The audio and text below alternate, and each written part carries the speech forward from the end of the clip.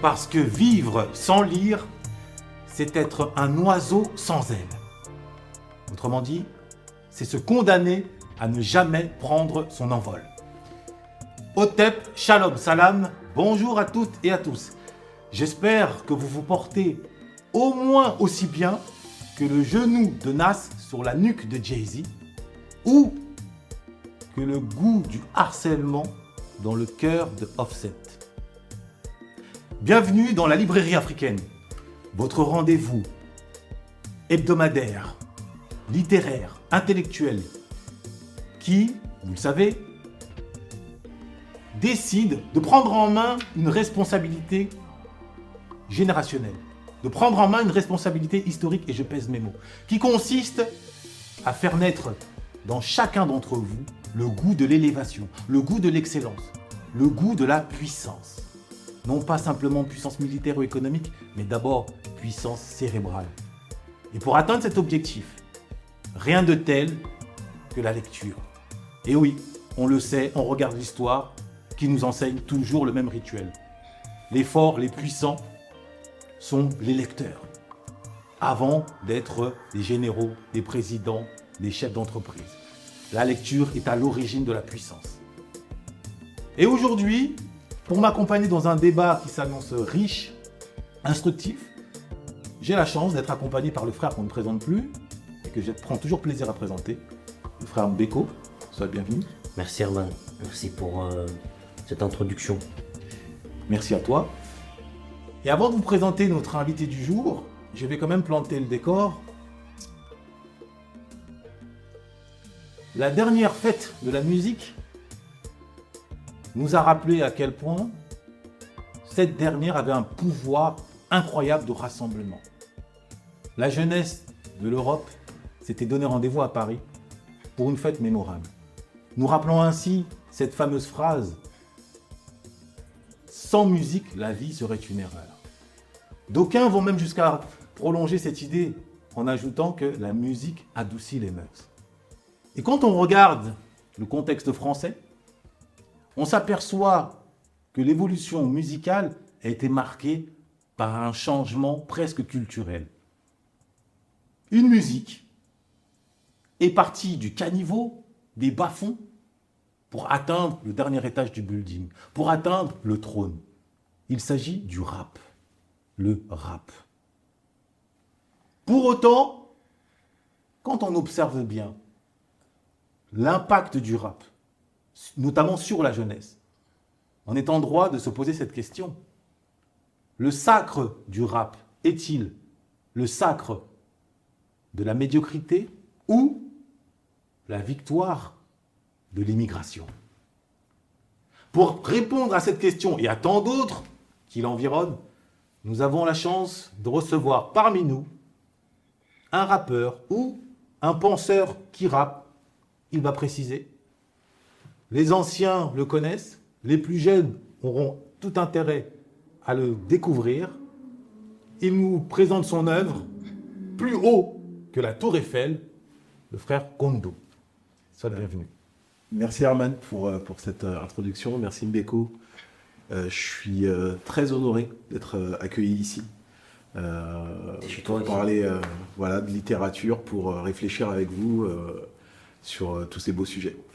Mais merci à toi pour déjà le fait que tu aies rédigé un ouvrage, tordant par là même le cou à l'idée selon laquelle le rap est une sous-culture. Mais avant de venir cette fameuse accusation, on va d'abord se focaliser sur toi, sur ton parcours, pour ceux qui ne te connaissent pas. J'allais dire pour ceux qui ont le malheur ou l'outrance de ne pas te connaître. Est-ce que tu peux nous parler de ton parcours, de ton rapport aux mots, à la lecture et ensuite à l'écriture? Alors déjà, je m'appelle Kondo, c'est mon prénom, parce que beaucoup pensent que c'est un pseudonyme, mais je suis d'origine béninoise. J'ai poussé à Ouidah, et puis je suis venu en France.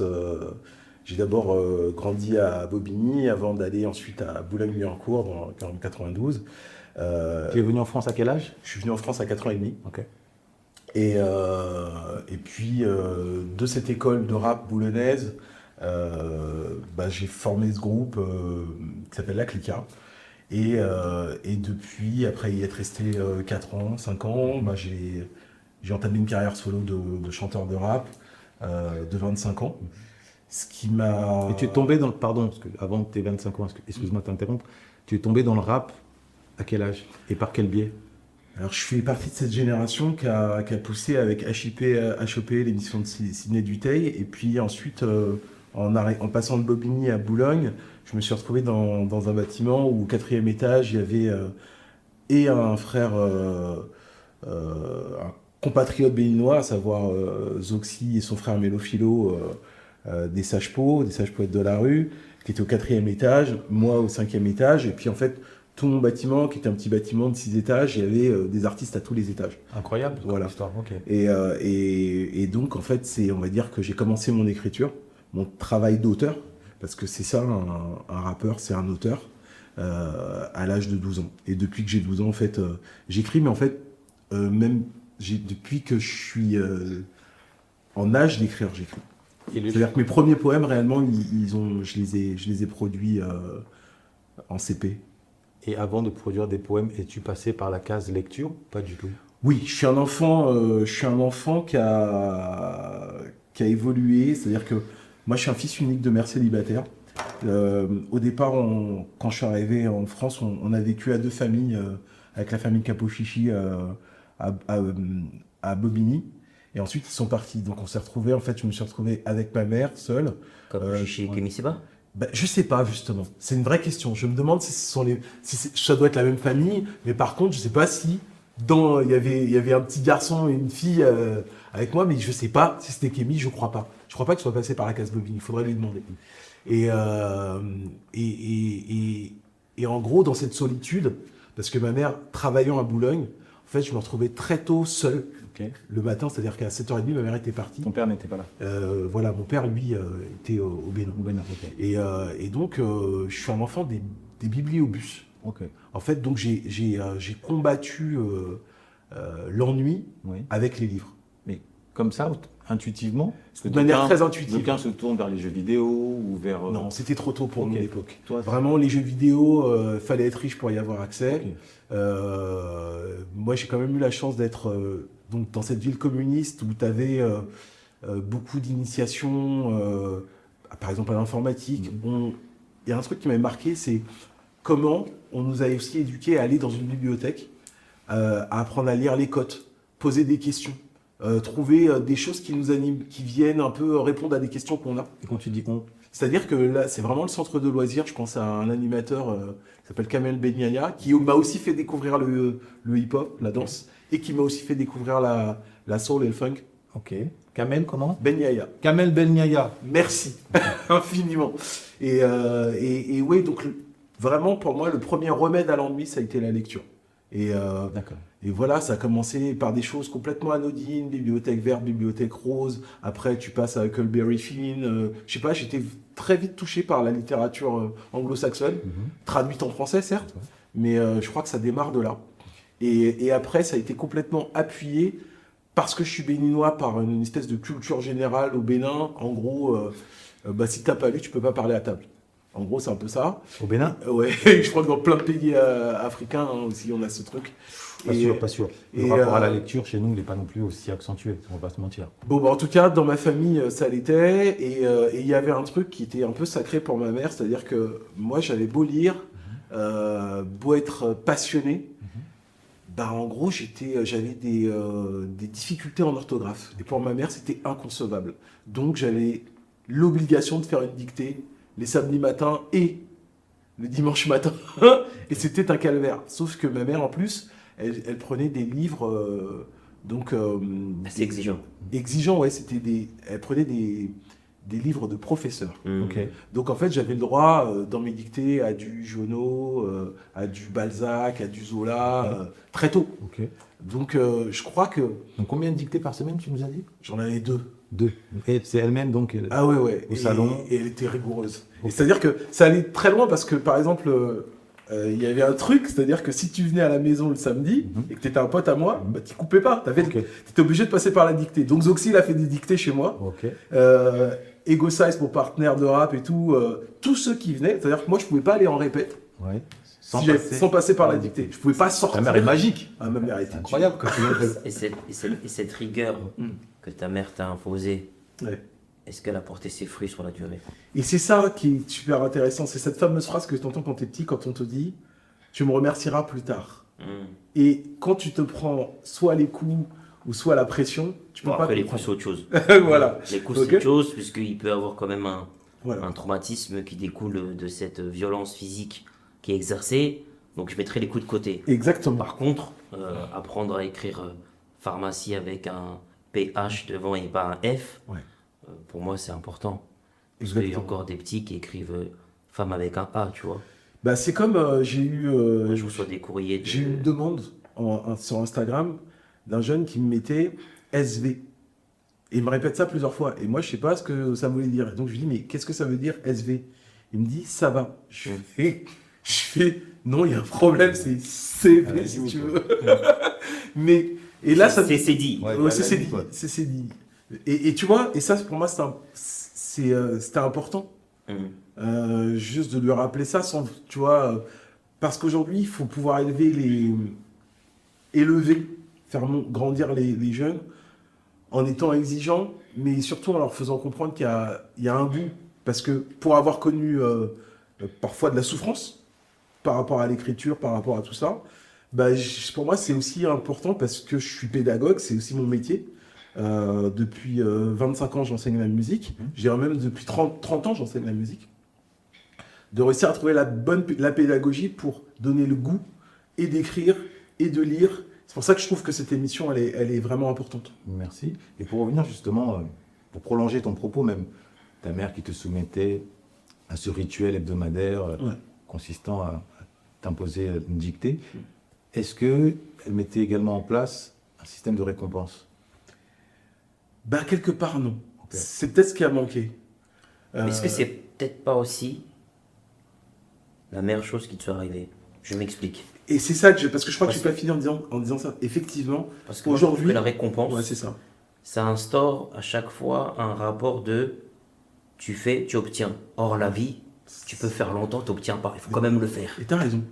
Et ça, c'est aussi une grosse caractéristique de... Le point de départ, souvent, pourquoi je pose cette question? Parce que régulièrement, on me soumet, beaucoup ont conscience par nos actions, le fait qu'on martèle l'importance de la lecture et de l'écriture, comment transmettre aux enfants. Beaucoup de mères, notamment célibataires, ou de pères, se retrouvent face à ce défi-là. Ils sont ouvriers, ils ont une activité prenante, ils ne peuvent pas incarner une exemplarité. Souvent, l'enfant te copie plus qu'il ne t'écoute. Donc comment faire en sorte que quand tu es parent, tu ne lis pas pour inciter ton enfant à lire sans qu'il le prenne pour une punition, le système de récompense a cette vertu avant qu'il ne prenne goût. Une fois qu'il aura pris goût, après, bon, il va prendre son envol et son indépendance. Mais tu sais que là, en fait, pour moi, on est sur un sujet qui est central dans la pédagogie, c'est-à-dire comment donner l'envie. Oui.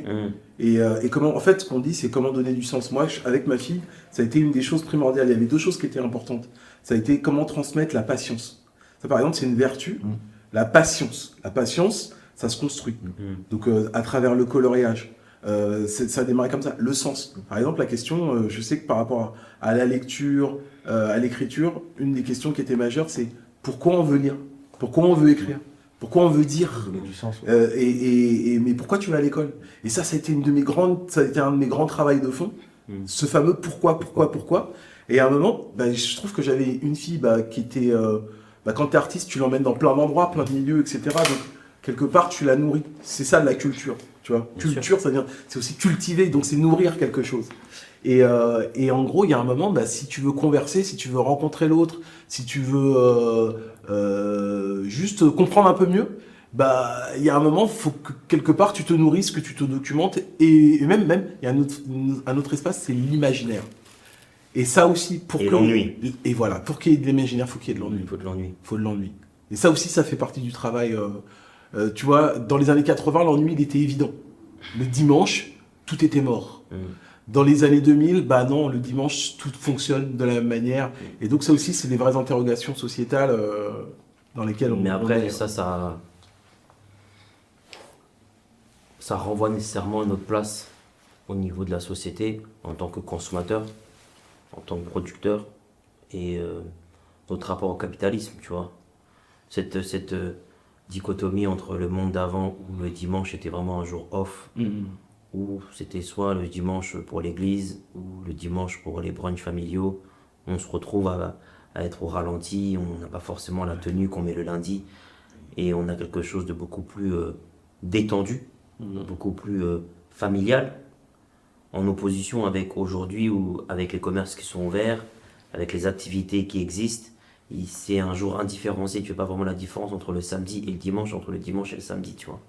Et pour moi, ça questionne le rapport au temps, le rapport à soi, le rapport à la lecture, le rapport à l'ennui au sens noble, c'est-à-dire je fais rien, mais ça m'empêche pas de réfléchir et de prendre un peu de temps pour moi. Ça questionne aussi le rapport à l'autre, parce que en général, l'autre aussi ne travaille pas le dimanche. Donc, est-ce que je vais aller le visiter? Est-ce que je vais passer du temps avec lui? Est-ce que je vais aller me balader avec lui? Est-ce que je vais ritualiser des moments qui font sens? Donc tout ça, c'est intéressant parce qu'aujourd'hui, on laisse très peu de place au vide. C'est exact. On laisse très peu de place au silence. On laisse très peu de place à l'absence de consommation. Et malheureusement, quand tu vis dans la consommation, dans le bruit, dans le vacarme, dans tout ce qui va donner beaucoup d'écho, beaucoup de force, bah, parfois tu fais les choses de manière un peu automatique et tu te retrouves à vivre un peu comme un petit soldat. Et c'est pour ça qu'il y a eu beaucoup de remises en question pendant le Covid. Il y a énormément de gens qui ont commencé à s'interroger sur le sens de leur existence parce qu'il y a eu le Covid. Et tu as des types qui travaillaient à la défense, qui travaillaient dans les tours avec un costume trop petit pour lui et qui s'est dit cette vie j'en veux plus, je vais devenir apiculteur, je vais aller travailler dans le Jura, je vais travailler le fromage, je vais être guide en montagne. Parce que cette vie où je me lève le matin, où je cours après des objectifs chiffrés, où j'ai un tableau Excel qui m'explique la semaine, le mois, qui m'explique l'année que je vais devoir mettre en place, j'en veux plus. Mais s'il n'y a pas le Covid, il n'y a pas cette remise en question. Puisque tout est fait pour que tu vives de manière un peu répétée, comme un hamster dans sa roue, et que tu manges, tu consommes, tu dors. Tu manges, tu consommes, tu dors. Tu t'endettes, tu trouves une femme, tu fais 2 enfants, le choix du roi, un garçon, une fille, et hop, tu reproduis. Et le rap, comme d'autres cultures, est venu questionner tout ça.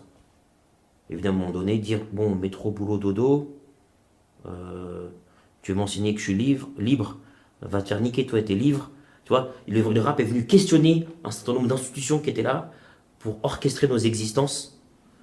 Et ce que je regrette aujourd'hui, c'est que le rap ne joue plus ce rôle.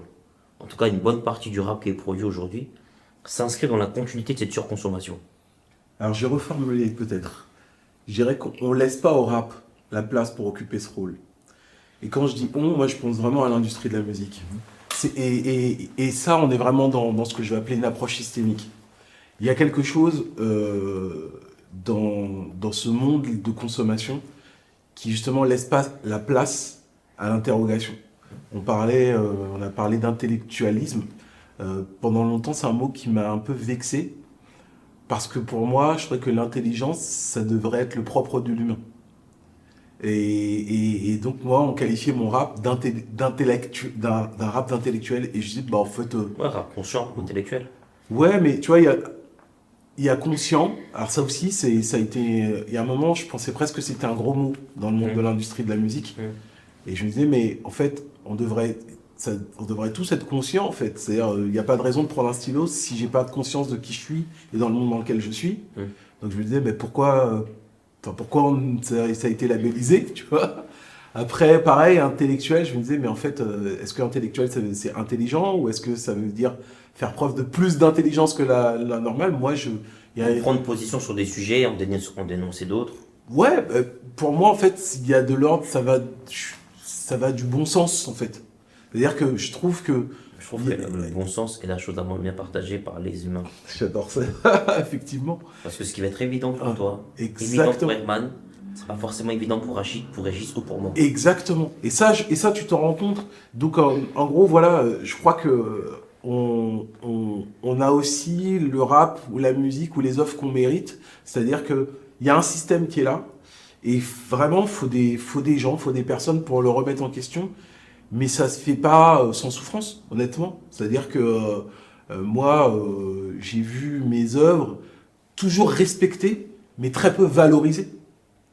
Très peu valorisées. Quand tu dis le remettre en question. C'est-à-dire qu'en gros, je crois qu'il y a des choses qui ont été hyper intéressantes dans le monde du rap. C'est-à-dire qu'effectivement, on a prouvé, les rappeurs, les chanteurs et chanteuses de rap, que c'était de la musique. On a pu démontrer qu'on était capable, finalement, de la même puissance populaire. Et on a pu exister. Quand je dis on, là, pour le coup, je parle... courant. Hein, Du courant en général. du courant, et puis toutes les minorités qui se sont exprimées à travers le rap et tout. Et Mais je précise Ouais. ma question. Ouais. Tu parlais de remettre en question le système. Comment remettre en question le système ou questionner le système? Est-ce que tu fais une distinction? Ah, c'est intéressant. Pour moi, c'est toujours intéressant de questionner le Ok. système. Ça, ok. Euh, Parce que remettre en question le système, ça Ouais. veut dire et l'entièreté du il y a quelque chose qui fonctionnement. m'intéresse dans la remise en question du système, c'est-à-dire toujours la place de l'économie.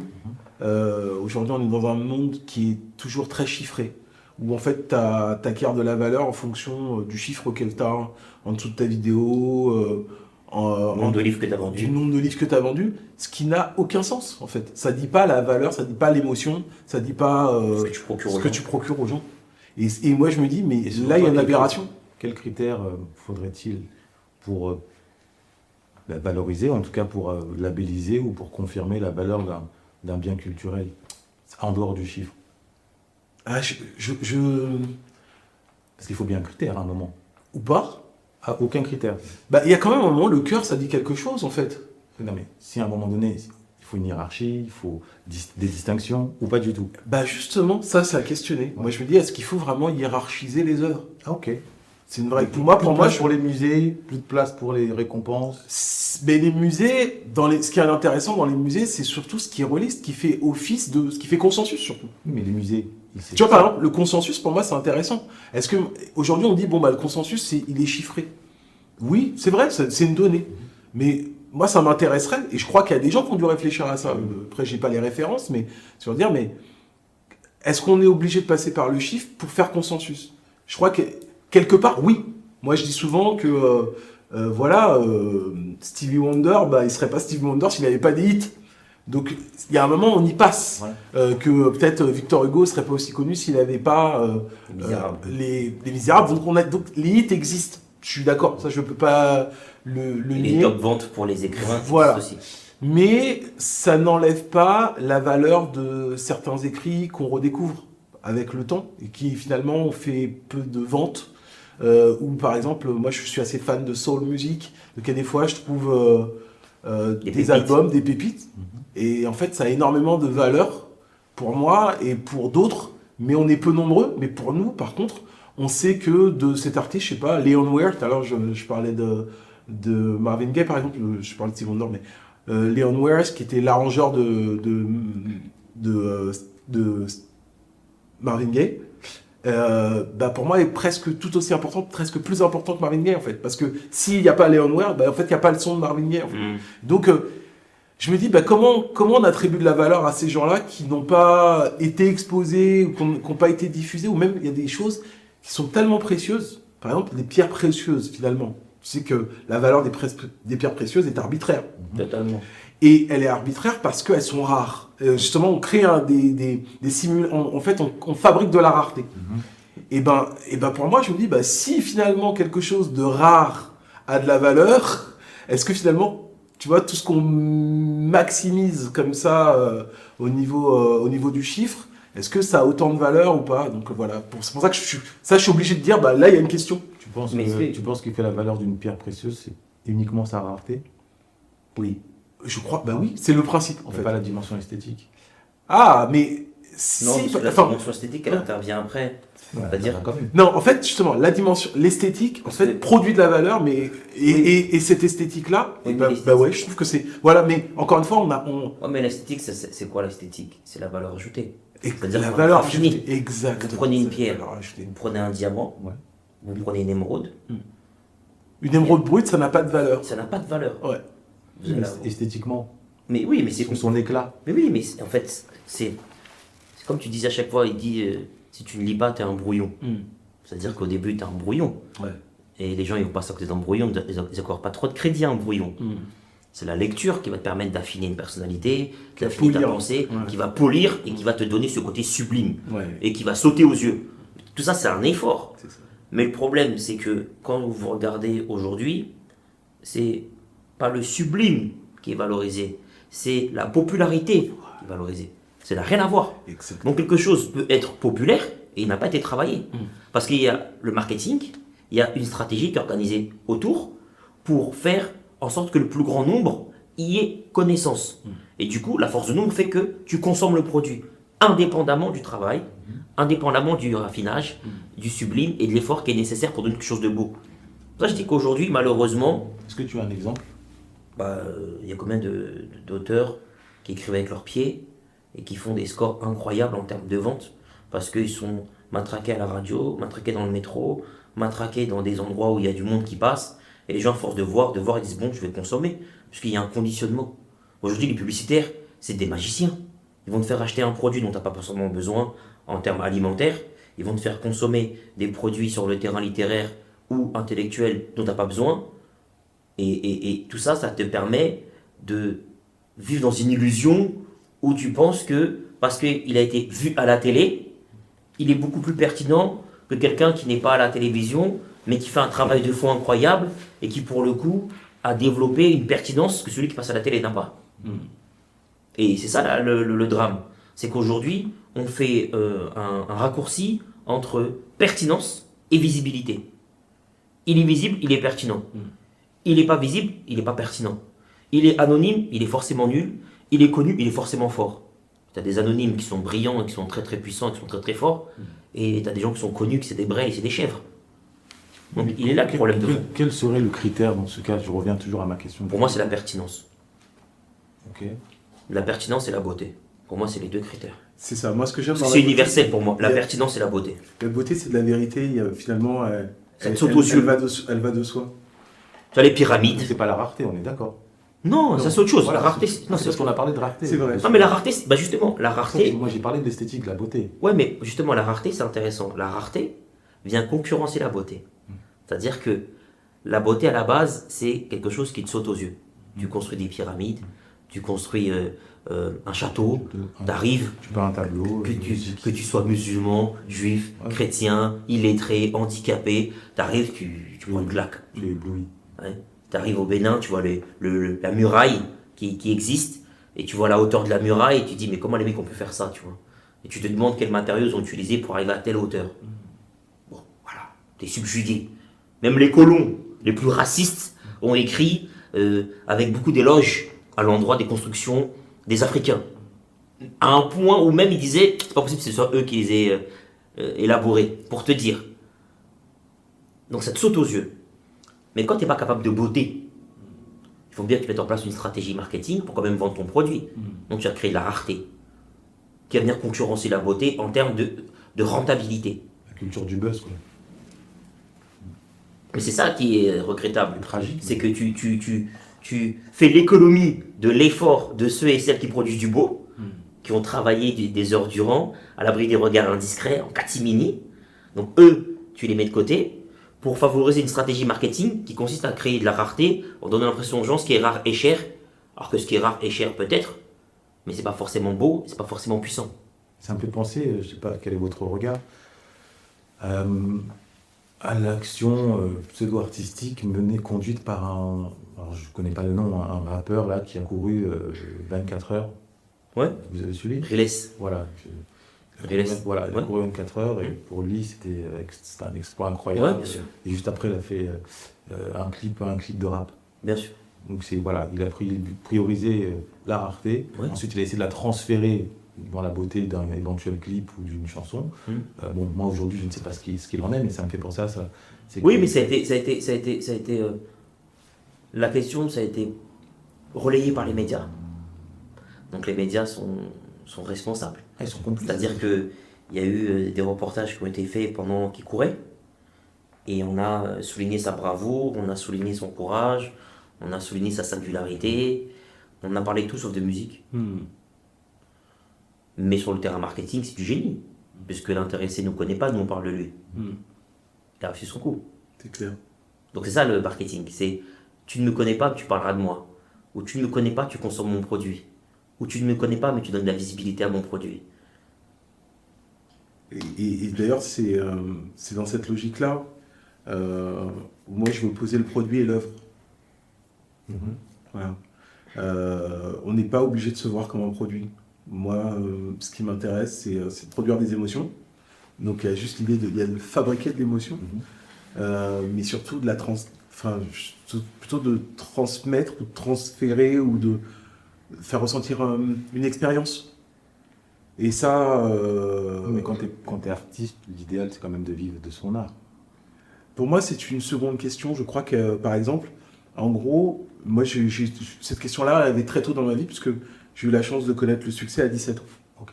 Donc à 17 ans, la Clica fait partie des groupes les plus écoutés dans les cours de récréation, lycéennes et tout. Donc, j'ai envie de dire, on a un premier album qui fait 37 minutes, qui fait le tour de la France et qui nous emmène aux États-Unis, qui nous fait signer des contrats, qui fait qu'on arrive avec un des premiers labels indépendants qui s'appelle Arsenal Records. Ok.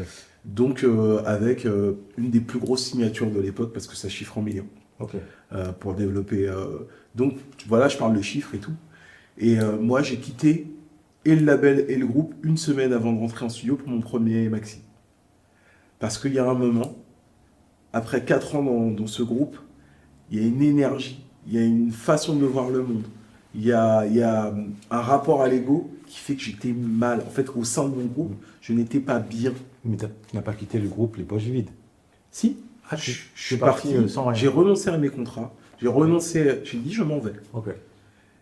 Parce que l'ambiance, à l'époque, Ouais. je la considérais comme malsaine. Ça aurait très bien. En fait, je pense qu'il y avait assez d'amour, assez de choses. Si on y avait eu, j'ai envie de dire, un grand frère, quelqu'un pour nous mettre autour d'une table, on aurait pu régler ça. D'accord. Une sorte de Kenzie, Oui, il nous aurait fallu un Kenzie. Vraiment. à qui on passe le bonjour. Ouais. Et vraiment, Kenzie, pour moi, est un personnage essentiel dans l'histoire du rap. Et moi, ces discours m'ont aidé à me construire parce que, un, il prenait l'indépendance. Deux, il prenait, moi voilà, le nom Shakanda Diop, je l'ai entendu dans la bouche de Kenzie pour la première fois, en fait. Qui parlait justement de ce système, de l'économie, du business de la musique. Et en disant, vous devez être les garants et les protecteurs de votre, là c'est un mot que j'utilise beaucoup en ce moment, de votre patrimoine. Et ça pour moi ça a été toujours très important. Mais voilà, on a ce qu'on appelle, tu vois, il y a une fibre artistique qui fait que par exemple moi, en tant qu'artiste je me vois comme un médium, je suis traversé par quelque chose. Et je suis traversé par quoi? Par des voix. Par des voix de mes ancêtres peut-être, c'est peut-être épigénétique, c'est peut-être dans mon ADN, c'est aussi un désir, c'est un désir de vie, un regard sur le monde. Tout ça, et en gros, ça c'est plus important que tout. Combien de temps il m'aura fallu pour accéder à cette vérité? Peut-être 15 ans, 20 ans, mais il y a un moment, je sais pas, d'abord c'est intuitif, tu dis, à cet endroit-là, je peux pas être l'homme que j'ai envie d'être. Je peux pas être l'humain que j'ai envie d'être. Et pour moi, être humain, à l'époque, était plus important et plus intéressant que de représenter. Et je voyais qu'il y avait une dichotomie entre mon groupe qui me percevait comme un intello, parce que j'étais à la fac et je poursuivais mon rap, etc. Et puis j'avais un certain vocabulaire. Et dans le groupe, tu étais le seul à poursuivre des études? Non, on a tous fait des études en plus. Et c'est marrant parce que, comme je vivais à Boulogne, j'étais perçu comme le bourgeois. Alors qu'en fait, j'étais finalement dans mon groupe, celui qui était dans la catégorie socio-professionnelle, dans les parents, étaient les moins riches, mais les plus pauvres. Parce que moi, j'étais, à ce moment-là, ma mère était technicienne territoriale, et puis après, elle est devenue ingénieure en bâtiment. Mais à ce moment-là, voilà, moi, j'étais entouré de gens dont le père médecin, mère infirmière, l'autre père peintre, mère sculptrice, de haut niveau, international, etc. Avec un capital culturel. Avec un capital culturel et financier plus élevé, mais c'était moi qui étais perçu comme finalement... C'est parce qu'il y a eu les dictées. Ouais, voilà. Et quel est ton regard quand tu entends un tel ou un tel issu de média mainstream, voire même de l'intelligentsia, qualifier le rap de sous-culture? C'est toujours, en fait, Tu vois, par exemple, quand il s'agit de quelqu'un qui va dire ça de Youssef Swat. Il se trouve que j'ai eu la chance, moi, d'accompagner Youssef Swat parce que à un moment, j'ai dû faire une journée d'accompagnement avec lui. Et je trouve que ça fonctionne pas avec Youssef Swat, en fait. Parce qu'il est dans... Lui, tu vois, c'est un rappeur, mais c'est aussi un manager d'un des plus gros groupes de pop européens. Parce que il vient de l'école de la Scred et il a le sens du verbe. Donc, pour moi, ça marche pas avec un Youssef Swat. On parle de l'artiste belge. On parle de l'artiste belge qui a fait numéro 1, nouvelle école. Tu vois. Donc, je me disais, bah, là, c'est pas pertinent.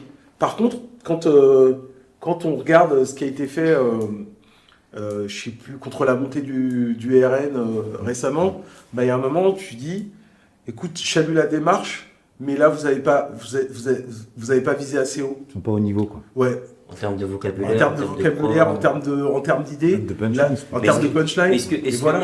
que,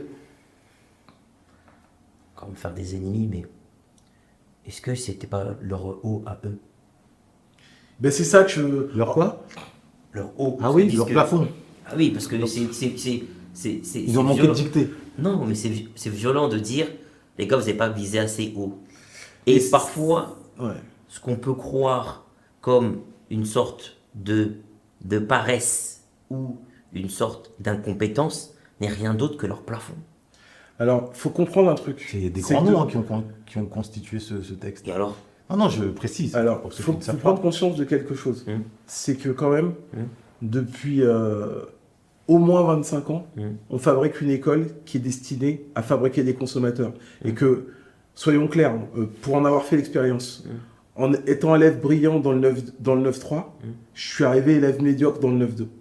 C'est-à-dire que il y a vraiment des espaces où on ne permet pas à une frange de la population d'atteindre son plein potentiel. mais nous on le dit régulièrement Tous les ici. jours. C'est-à-dire que si tu ne prends pas ton destin en main et que tu n'es pas capable d'avoir une exigence dans ta manière de te présenter, de te vêtir, de t'exprimer et de converser avec le monde et de converser avec les gens autour de toi, nécessairement, tu vas faire les frais de cette société qui donne le bac à tout le monde, qui évite les hiérarchies et qui donne le sentiment que n'importe qui peut y arriver. Alors que c'est faux.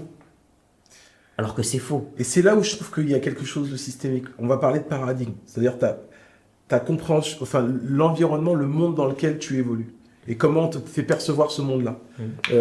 Même on va parler de Umwelt. Vraiment ton rapport à ton environnement, il y a un moment, il te faut des exemples, il te faut des gens qui te montrent que tu peux exploser ce paradigme, que tu peux changer des... Avec une identification physique. Voilà. Parce que si les gens qu'on te montre ont une carnation différente de la tienne, Exactement. toi tu vas Ça, grandir en pensant que c'est eux qui sont capables de le faire. D'où l'importance d'avoir des gens qui te ressemblent c'est ça. pour que tu te dises, en fin de compte, ah mais Herman l'a fait, il est écrivain. Et c'est là où un Kenzie il a été important. Il a été incarcéré. Ouais. Aujourd'hui il est écrivain, il est animateur. Exactement. C'est là où, par exemple, tu vois, Abdel Malik a été important, Gaël Faye a été Bien important, sûr. Oxmo a été important. Bien sûr. Et pour moi, ce sont des gens, tous ceux-là, en fait, ils viennent quelque part, juste par leur présence et leur incarnation, ils viennent questionner. Mais encore faut-il leur donner de la valeur dans notre monde à nous aussi. C'est-à-dire c'est-à-dire que comment quand tu es en quartier, quand tu vois des gens qui te ressemblent aussi, tu arrives à donner de la valeur à ces gens-là. En disant, bah attends, lui part du même endroit que moi. Elle part du même endroit que moi. Faiza Game, par exemple. Il y a des gens comme ça, tu dis, mais elles partent du même endroit, et ce que je vois de ces personnes-là, c'est beau. Oui. Et ça aussi, c'est quel espace il y a pour ça. C'est beau et c'est grand. Mais tu vois, pour aller dans ton sens, il y a beaucoup des nôtres aussi, quand ils arrivent à ces situations confortables, ces situations privilégiées, qui n'ont pas spécialement envie de faire ce que tu fais, c'est-à-dire de venir, de partager leur expérience, de partager le parcours qui est le leur, De s'inscrire dans une volonté d'élévation. et s'inscrire dans une volonté d'élévation. Pourquoi je te dis ça? Parce qu'il y a aussi chez nous beaucoup d'hommes et de femmes qui aiment avoir autour d'eux des gens qui sont à un niveau inférieur. parce que ça les flatte. Et qui vont pas avoir un discours d'élévation. Qui vont avoir un discours aussi de complaisance et qui vont avoir un discours même, ils font l'apologie de la médiocrité. Ça, c'est quelque chose qui a régulièrement, moi je le vois. Parce qu'ils vont dire, sous couvert de ouais, si tu dis ça, tu vas le faire mal, on lui dit pas. Mais qu'est-ce qui fait le plus mal? Un frère qu'on n'a pas corrigé et qui avance dans l'erreur et qui un jour prend un mur et tombe de haut, ou un frère qu'on a corrigé immédiatement en disant t'as vu, ce que tu fais ça n'a pas de sens, reprends-toi, fais-le. Tu vois? Le discours qui consiste à on dit pas ce qui va pas. On laisse les gens avancer. Ouais, je crois qu'il faut pas être complaisant ni condescendant avec les siens. Oui, Alors, ouais. mais on a aussi, pardon mon frère, je te laisse la parole, on a aussi chez nous cette volonté de ne pas offusquer, de ne pas blesser, qui fait que on devient complaisant et on devient complice de la médiocrité. Alors, pour ça, en fait, il y a une espèce de chance qu'il faut avoir. Moi, j'ai eu la chance de rencontrer Meher Guven.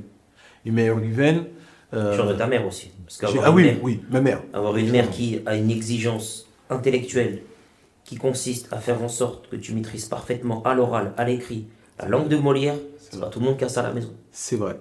Et puis mon père, même s'il n'a pas vécu avec moi, je pense qu'il y avait une compétition entre ma mère et mon père, parce que mon père était économiste et professeur d'économie à l'université de Cotonou et chercheur.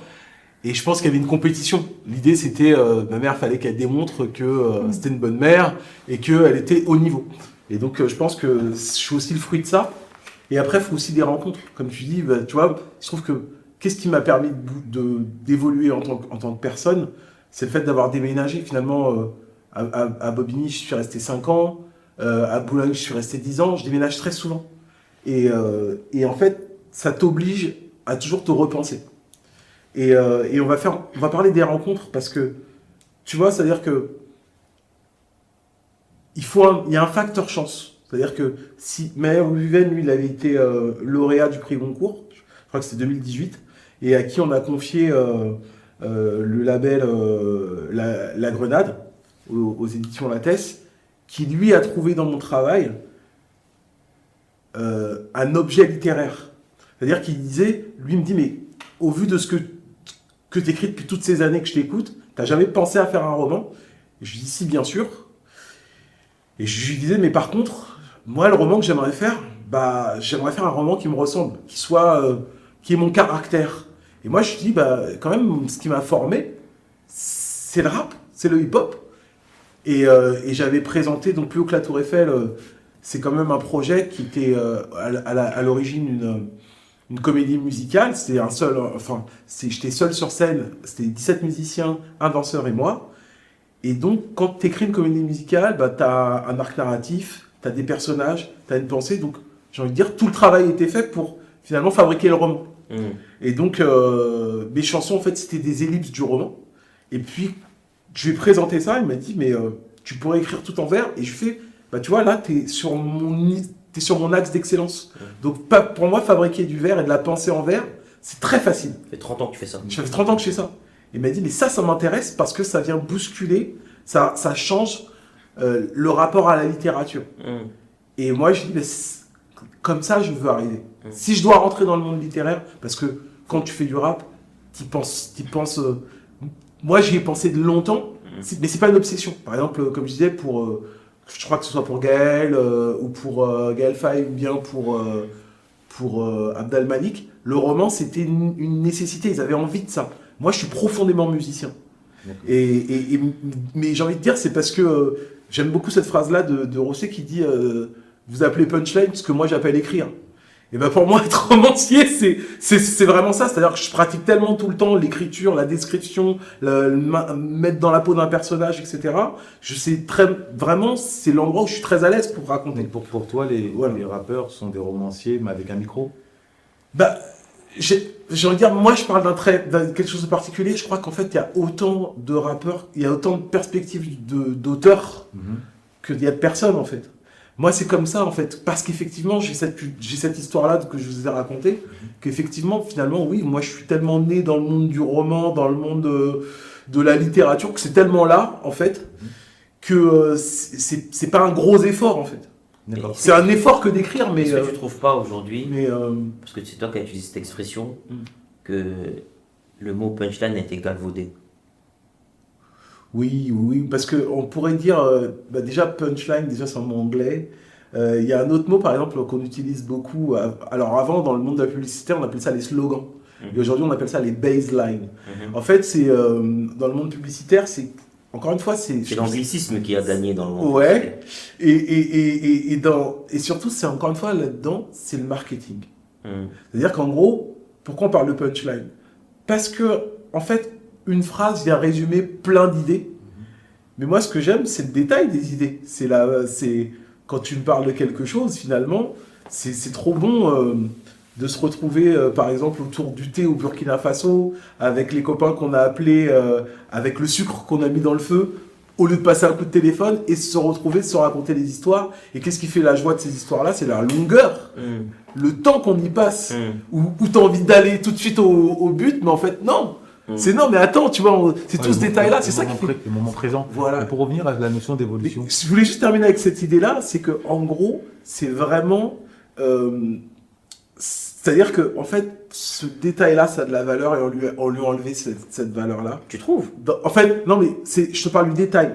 Je trouve que le détail et la punchline l'a emporté justement sur ce monde qu'on avait du détail, etc., du développement. Quand tu dis l'emporter, c'est-à-dire. C'est-à-dire qu'aujourd'hui, c'est plus intéressant d'avoir 3 punchlines qu'un auditeur retient, pas pour moi, que d'avoir en fait une bonne chanson où on Mais est je trouve, touché. mais je trouve que c'est pas la punchline qui a eu raison des détails. Moi, je trouve pas. Je trouve que c'est le format de la musique. Aujourd'hui, on consomme la musique sur 2 minutes 30, 2 minutes 50. Ben, je crois que c'est une conséquence de ça. Non, c'est plutôt les nouvelles technologies avec le streaming et la volonté de répéter le morceau plusieurs fois qui ont fait qu'on a raccourci les morceaux et qu'on a supprimé le troisième couplet. Ben, Pas la culture de la punchline.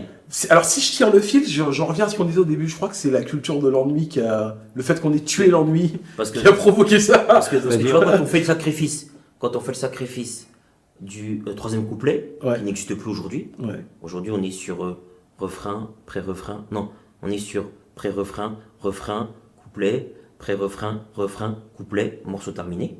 Donc on a fait un sacrifice technique. Les beatmakers ont aussi adapté les prods qu'ils envoient aux artistes avec des morceaux qui oscillent entre 2 minutes 20 et 3 minutes 10 maximum. Il n'y a plus de morceaux de 4 minutes, ça n'existe plus. Sauf que... Dans le monde. Alors c'est intéressant ce dont tu parles. parce Je que- parle du rap mainstream, hein, de ce Voilà. qui est proposé. Dans le hein. monde du rap mainstream. Bien sûr, mais c'est ce qui aujourd'hui domine les charts. Et ben c'est intéressant parce que si vous regardez en fait C'est pour ça aussi, je les vais 10 donc- morceaux les plus streamés de Spotify, vous allez voir en fait des classiques de rock, dont Purple Rain qui fait 7 minutes 10. Oui, parce que là tu me parles des 10 morceaux les plus streamés, donc toutes catégories confondues. Voilà. Moi je te parle de rap, C'est ça. parce que moi je veux bien élargir à d'autres courants musicaux, mais en l'occurrence on parle de rap. Mais le lien Et avec on, la et on- punchline. et on parle justement de la punchline pour en venir. Quand on te fait comprendre que le morceau doit être court, forcément ton processus d'écriture n'est plus le même. Ouais. Là où tu allais travailler ta formulation et du coup prendre du temps, on en revient au temps, Ouais. là tu vas aller plutôt à l'essentiel et mettre des évidences. Et je dis qu'il ne peut pas avoir de punchline avec une évidence. Ouais. Ça n'existe pas. Ça n'existe pas. Une punchline, c'est forcément une réflexion, c'est forcément du temps passé, une construction d'une phrase. Mais comme on a fait le choix d'être dans des logiques extrêmement courtes en termes de morceaux, en termes d'écoute, bah forcément la punchline a disparu. Dans les morceaux qu'on entend aujourd'hui, il n'y a quasiment plus de punchline. il y en a Là, quasiment plus. j'avoue que j'ai du mal à voir le lien entre le raccourcissement de la chanson et la disparition de la punchline. Dans le Parce que sens tu écris beaucoup plus vite. Attends, je termine mon propos. Vas-y. Parfois, il y a des featuring qui donnent un couplet à un artiste et qui te balancent des punchlines. Mais le couplet dont tu parles, faut voir le temps que le mec a pris pour l'écrire. Non, mais donc, c'est pas la durée de la chanson qui. Oui, mais C'est le drôle processus. parce que pour moi, la punchline, c'est souvent une fulgurance. Oui, mais cette pas- fulgurance, elle est pas venue de nulle part. Elle est le fruit de lecture, elle est le fruit de voyage, elle est le fruit de discussion, d'échanges. C'est là que la fulgurance, elle émerge. La fulgurance, elle part pas de rien. Oui, mais quel est le lien avec le fait de raccourcir une chanson? Mais comme aujourd'hui les morceaux sont beaucoup plus courts, Ouais. tu te prends beaucoup moins la tête. Mais pourquoi? Mais parce que justement le processus, tu peux échanger avec des artistes. Le processus d'écriture, c'est aujourd'hui il faut être ultra productif. Donc on écrit beaucoup plus vite. Oui, mais quand tu écris, c'est comme si tu me disais, tu vas donner une conférence de 2 heures, mais le lendemain, tu donnes une conférence de 30 minutes, tu seras moins rigoureux que dans la conférence de 30 minutes. Non, c'est pas ça. Regarde, tu prends l'exemple d'une conférence de 2 heures. Ouais. Là où toi, peut-être que tu en faisais 3-4 dans l'année, Mhm. et du coup tu prenais le temps à chaque conférence d'approfondir les notions, d'approfondir les auteurs, de faire des parallèles avec des auteurs étrangers. Quand on t'en demande d'en faire 10, 12, tu n'as plus ce temps-là. Donc forcément, tu as moins d'épaisseur à offrir parce que ton temps de préparation, il a été raccourci. Alors moi, j'aurais tendance à dire le contraire. J'aurais tendance à dire que c'est plutôt un amalgame de punchline, mais juste dans le sens de phrases vite fait, vite balancées. Oui, ou la médiocrité Où intellectuelle. justement, il y a moins de, par exemple, je trouve il y a moins de fil. On tient moins le fil d'un récit, d'une histoire, d'une perspective. Je trouve aujourd'hui. Moi, je trouve qu'aujourd'hui, il y a beaucoup de phrases. En fait, souvent, j'ai l'impression quand j'écoute des morceaux de rap américains et français que c'est une succession de plein d'idées, mais qui ont ni queue ni tête. Souvent, c'est C'est un puzzle de mots de pensée. c'est un puzzle de pensée. Et moi, c'est comme ça que je vois le truc. Et encore une fois, hein, je me rappelle justement, ça devait être au collège, je faisais la route donc du pont de Sèvres jusqu'à Boulogne Nord, donc de Billancourt à Boulogne Nord avec un copain qui s'appelait Athème et puis qui était fan de Lunatic. Lunatic, dont Booba a démarré dans mon groupe, dans Coup d'État phonique. Et donc, quelque part, c'était un peu là où tu avais, entre guillemets, l'élève qui dépassait le maître, parce que j'avais Athènes qui me disait « Mais t'as écouté ce couplet-là ?» Et puis donc, il me cite, je ne saurais plus dire quelle phrase c'était de Booba, mais c'était une phrase. Et je me disais « Bah ouais, mais c'est qu'une phrase. » Et en fait, j'avais pas compris la puissance d'une phrase, en fait. Parce que pour moi, ce qui était hyper intéressant, c'était toujours, finalement, mais quel thème t'as abordé ? Quel flow t'as utilisé ? Parce que ce qui est bien aussi en musique, c'est qu'il n'y a pas qu'un facteur texte. Par exemple, aujourd'hui, quand on parle de rap, on met toujours le facteur texte, mais en fait, le rap, c'est de la musique. Donc, tu as une partie textuelle, mais tu as aussi une grosse partie qui est émotionnelle et musicale. Et c'est un langage à part entière. C'est pour ça que des fois, quand je suis toujours un peu limité par le côté intellectuel, c'est pour ça que je suis artiste aussi. Hein. C'est parce que, et surtout musicien, parce que je trouve qu'il y a plein de formes de langage. Il y a la verbalisation des choses, mais il n'y a pas que. Il y a des choses qui sont des fois une note ou juste un petit mot, même pas une onomatopée qui va traduire une émotion, je sais pas, tu la ressens, tu la reçois. Et ça, c'est intéressant. Ou même, par exemple, moi, dans tout le travail que j'ai fait à travers le phrasé, le rythme du texte, et ben en fait, il y a des émotions que je passe qui sont du sous-texte, en fait. Et c'est pour ça que je trouvais ça très intéressant d'écrire Plus haut que la Tour Eiffel, sur cette forme-là versifiée. Tu vois, par exemple, moi, j'aime la poésie, mais par exemple, je déteste l'hémistiche. Je suis fatigué de l'alexandrin. Et donc, je suis quelqu'un, par exemple, qui lit les alexandrins, mais en faisant fi de l'hémistiche.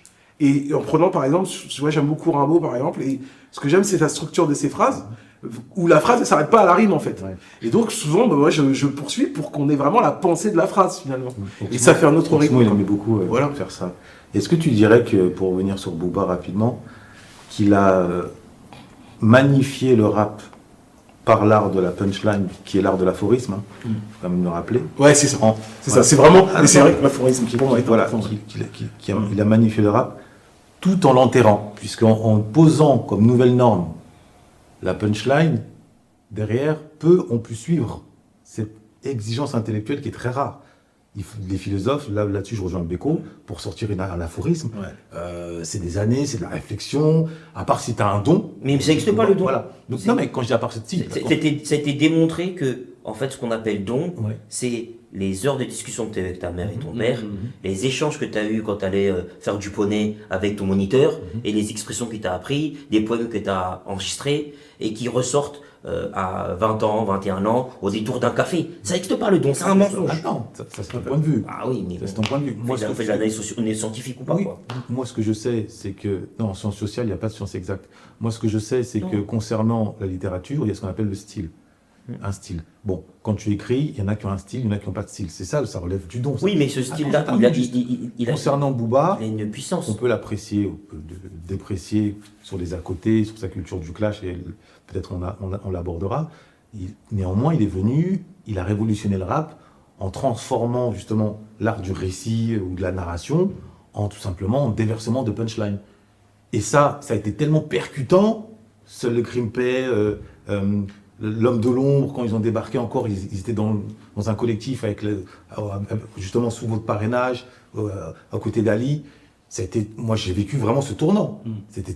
Ça nous a tellement chamboulé qu'à sa suite, beaucoup ont voulu s'inscrire dans ce schéma-là. Rof, qui était son alter ego, ou inversement, et il y est parvenu. Quelques-uns, Lino, mais une grande génération, ils ont été noyés parce que c'est pas donné à tout le monde que de donner la punchline. Et j'en viens à ma question. Donc, est-ce qu'il n'a pas magnifié justement l'art de la punchline en l'intégrant, en la normalisant, tout en enterrant précisément le rap, puisqu'après lui, quelque part, il a posé la barre tellement haut et sur un autre critère que les autres n'ont pas pu forcément suivre. Ouais, je pense que c'est une réelle révolution. En fait, je crois que c'est pas que tu enterres, c'est juste qu'en fait, tu changes. Ce qui est intéressant, c'est que tu changes la norme, tu changes le paradigme. Voilà. Et c'est à ça qu'on reconnaît les grands artistes, en fait. C'est comment tu changes un paradigme. Tu crées une nouvelle formule, et c'est ça qui te définit, et après, t'es suivi ou pas. Parce que encore récemment, il a donné une interview au CKO, au micro de CKO, où il a étrillé les Kobalade et tant d'autres rappeurs en disant, pour lui, en expliquant, Gazo. voilà, et Gazo notamment, la plume, l'écriture, c'est le néant. Pourtant, c'est même Gazo ou c'est même Koba, et comme tu dis, ils remplissent des stades, ils ont un certain succès. Donc, de lui-même, il a sanctifié la punchline pour ensuite mieux confirmer que la nouvelle génération est totalement à la rue et limite ne mérite même pas le statut de rappeur. Ouais, mais après, Comment tu vois l'évolution de, on va dire, Fab, La Clica, NTM, Ayam, ensuite Booba, Rof, pour in fine Niska, Nino, Kobalade? C'est toujours la même chose, c'est où est-ce que tu places le regard. Je crois que, tu vois, aujourd'hui, déjà, le rap est multiple. C'est-à-dire qu'on a vraiment tendance à oublier qu'il y a le mainstream, mais qu'à côté, il y a énormément de courants, qui ont énormément d'adeptes. Hein, donc, et avec sa propre économie. Hein. Avec chacun en plus sa propre économie. Donc, le vrai truc, c'est qu'est-ce qui va rester dans 30 ans ou dans 50 ans. Parce que c'est ça surtout qu'on va regarder. Et donc, je répète, Booba, il ne vient pas du même milieu. Il ne vient pas de la même génération que ceux qui écoutent du Booba, quoique lui touche tout le monde. Soyons clairs. Mais Pourquoi il touche tout le monde? Parce qu'il a le minimum en termes de culture, en termes de référence. Il a aussi cristallisé sa couleur de peau. Il est métis. je crois que c'est... Moi, je trouve que Booba est un être intelligent, en fait. Non, mais je te dis pas qu'il est pas intelligent. Non, mais tu vois, quand Je tu dis disais que- le minimum... Mais en fait, pour que un bourgeois du 16e arrondissement, Ouais. un mec qui a grandi dans le fin fond du 93, une nana qui est dans la Creuse, il faut qu'il y ait un point de cristallisation. Ouais. Dire que Booba, il est métis. Donc il a une identité qui est riche. Il est noir, blanc, il est métis. Il est bien foutu. Donc il capitalise sur son corps. Il a réussi très tôt, comme l'a dit Herman, à bien écrire. Parce que il avait un soubassement culturel qui lui a permis d'avoir accès aux mots. Parce que, Et c'est ça, je veux dire, il y a un pas de environnement. don. Tu vois, par C'est ça, exemple, je pour moi, parle. c'est important, tu vois, par exemple, juste de rappeler que Booba, au collège, il allait aux États-Unis. C'est pour ça que- mais c'est pour Moi, je sais ça qu'il que- m'a raconté ses expériences à C'est pour ça que je Détroit. parle de culture. Et voilà. Quand t'as un soubassement culturel. Et j'allais te dire que justement, cette culture, donc de l'aphorisme, et moi, je trouve ça vraiment beau, c'est parce que c'est très américain, en fait. C'est pour ça, on en revient toujours à la même chose, il n'y a pas de don. Ouais. C'est-à-dire que tu arrives dans un environnement où, culturellement, tu as accès à des voyages à l'étranger, Ouais. parce qu'il n'y a pas beaucoup d'enfants qui allaient aux États-Unis à cette époque-là. Tu as accès peut-être à une mère qui te donne, dans sa manière de parler, dans sa manière d'échanger avec toi, te donne une rigueur dans les mots que tu emploies, avec des mots rares que tu entends que d'autres n'entendent pas. Donc du coup, tout ça cumulé dans ton cerveau te permet d'avoir une perception du monde que la plupart des gens n'ont pas. Et après, tu viens, tu écris de la musique, tu vas beaucoup plus fort, beaucoup plus vite que des gens qui écrivent depuis 10 ans, qui malheureusement n'ont pas ton background culturel et ne peuvent pas produire ce que tu produis. C'est pour ça que je dis que... Donc le don, c'est le masque du conditionnement. Mais totalement. Oui, sachant que ce conditionnement, tu vois, il peut se faire sans être conscientisé. Oui, c'est de l'inconscient, mais c'est de l'inconscient. C'est- Mais tu vois, par exemple, quand tu disais tout à l'heure en début d'échange que cette phrase, elle a pris du sens pour toi aujourd'hui, donc tu me remercieras plus tard. Au moment où ta mère te force à faire la dictée, peut-être que tu dis, mais putain, elle me fait chier, j'en peux plus d'elle. C'est le cas. Tu vois ce que je veux dire? Non, mais c'est parce que t'es. Sur le coup, C'est douloureux. sur le coup, c'est douloureux. Je comprends exactement ce que tu vis parce que moi, j'ai vécu la même chose. J'avais une tante qui était d'une rigueur absolue avec moi. Tu vois? Et j'ai mangé chez elle il y a quelques jours et j'étais à deux doigts de lui baiser les pieds. J'ai dit, tu as fait de moi l'homme que je suis. Cette rigueur, là, cette intransigeance que tu as manifestée, c'est ce qui fait mon essence aujourd'hui. Mais après, je pourrais faire le mec. Ouais, j'ai eu un don, je marchais, j'ai des inspirations qui sont venues. Tu sais, je peux te sublimer la chose. Mais comme dit Bourdieu, nous sommes le produit d'un environnement avec des capitaux financiers, des capitaux culturels, des capitaux sociaux, qui viennent nous épaissir ou non. Moi, j'ai eu la chance d'avoir une épaisseur, parce que j'avais, malgré qu'on soit désargenté, j'avais quand même des femmes et des hommes autour de moi d'un certain niveau intellectuel, d'une certaine rigueur scientifique, et qui me reprenaient sur ma manière de parler, de me tenir, qui me disaient, tu veux devenir avocat, c'est pas comme ça qu'on fait. C'est pas comme ça qu'on parle. Oui, Mais mais alors, très important cet environnement-là. Ouais. Tu vois, quand il parle des gens autour, en fait, moi, on vient de cette époque-là où t'es pas l'enfant d'une personne, d'un couple de parents, t'es l'enfant de la famille, t'es l'enfant du village. Et ça, pour moi, ça a toujours été là. Je suis l'enfant de quelqu'un. Sans doute parce que j'ai passé aussi cette enfance-là à Ouida. Ok. Bien sûr. Mais juste pour être sûr qu'on comprenne bien. Donc si je te suis, tout le monde peut devenir Jordan si on avait vécu dans le même environnement que Michael Jordan. Tout le monde aurait pu devenir Stephen Curry si on avait vécu dans le même environnement que Stephen Curry. Non, pas parce de don. Non, parce qu'en fait, il y a un patrimoine génétique. C'est-à-dire, Il y a des aptitudes. il y a des Il y a aptitudes. des choses. Il y a l'aptitude. Tu fais la nuance entre aptitude et don. Moi, je fais la nuance. Ouais. Il y a des aptitudes physiques, c'est-à-dire, déjà, si ton corps résiste mieux à la douleur, à l'effort que d'autres, ça, c'est une réalité que tu ne maîtrises pas. C'est là où je suis Herman. C'est-à-dire, en fait, moi, j'aime beaucoup le mot don. C'est-à-dire qu'on t'a donné quelque chose. Qui t'a donné? Qui t'a donné? Ça, j'allais y venir. C'est la Non, question qui t'a d'après. donné. Voilà. C'est la question d'après. Soit c'est divin. Est-ce que tu crois en Dieu? Moi, je crois en Dieu. Mais d'accord, mais est-ce que ça veut dire Ou que... bien, je crois aussi à une autre chose, parce que comme je crois que Dieu est en nous, moi, je trouve que l'ADN, en fait, je veux dire, aujourd'hui, dans notre patrimoine génétique, Ouais. en fait, il est la résultante de milliers d'années et Exactement. de toute une mémoire. C'est pour ça que je trouve aussi ça très intéressant, l'épigénétique, là-dedans, pour dire que c'est ça aussi le don, c'est aussi toute la culture qui a été accumulée avant toi, elle est en toi Mais aussi. dans ce cas-là, si c'est ça le don, c'est-à-dire que c'est un héritage C'est un héritage. qui nous vient de nos aïeux. Entre On est d'accord. Donc pour vous, Mais Et pas que. Moi, Mais ça, pas que. ça, c'est les aptitudes. Voilà. Mais c'est-à-dire que c'est pas quelque chose qui sort de nulle part, le don. Ouais. Parce que bien souvent, les gens te diront, j'ai un don, je ne l'explique pas, ça m'est tombé dessus. C'est les phrases qu'on entend régulièrement. Ouais. Poto, c'est pas parce que tu l'expliques pas que ça s'explique pas. Ouais. C'est parce que tu es limité. Faut pas prendre les limites de ton esprit pour les limites du cerveau humain. Ouais. Si tu n'arrives pas à l'expliquer, il n'y a pas de problème. Nous, on va te l'expliquer, nous. Tu es le fruit d'abord d'une éducation avec des adultes autour de toi qui ont été bienveillants ou non et qui t'ont donné accès à de la culture. Et après, tu as commencé à faire des choix, tu as eu des rencontres. Toute cette réalité t'a constitué, et après tu as produit de l'œuvre. Moi, si tu veux croire que tu marchais dans la rue... Mais que- c'est pas ça le don, c'est pas tu marches dans la rue. C'est que depuis ta naissance, tu as un feu sacré, une graine que le divin a mis en toi et qui ensuite, au fil des années, éclot, pousse et donne lieu à une manifestation artistique. mais tu vois, C'est pas tu moi, marches je dans vais la dans rue, ton tu es sens. frappé comme je vais dans ton sens. bidon avec une flèche. Je vais dans ton sens. Dieu a mis une graine en toi. Très bien. Mais est-ce que tu peux devenir quelqu'un sans travail? Dans le sens où, regarde, moi je pense que tu peux devenir quelqu'un sans don, avec du travail, Ouais. mais que le don ne se développe pas sans travail. On est d'accord.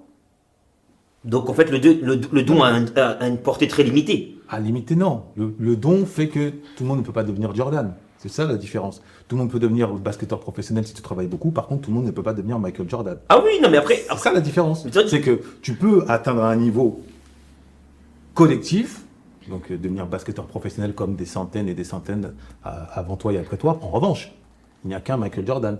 Oui, il y a qu'un seul LeBron James. Voilà, il y a Parce qu'un que seul LeBron LeBron. James la dépasse aujourd'hui, je pense. Après, c'est un autre débat encore, mais il n'y a qu'un seul LeBron James ou Ronaldo, Ronaldinho, enfin voilà, tu m'as compris. C'est-à-dire que la notion de don, moi je leur renvoie au divin et je leur renvoie à la notion de mission je la renvoie à la notion de messie, enfin je la renvoie quand même à une notion hiérarchique de l'humain. Si on retire la notion de don, on va très loin dans cette analyse, parce que même on retire la notion de mérite individuel.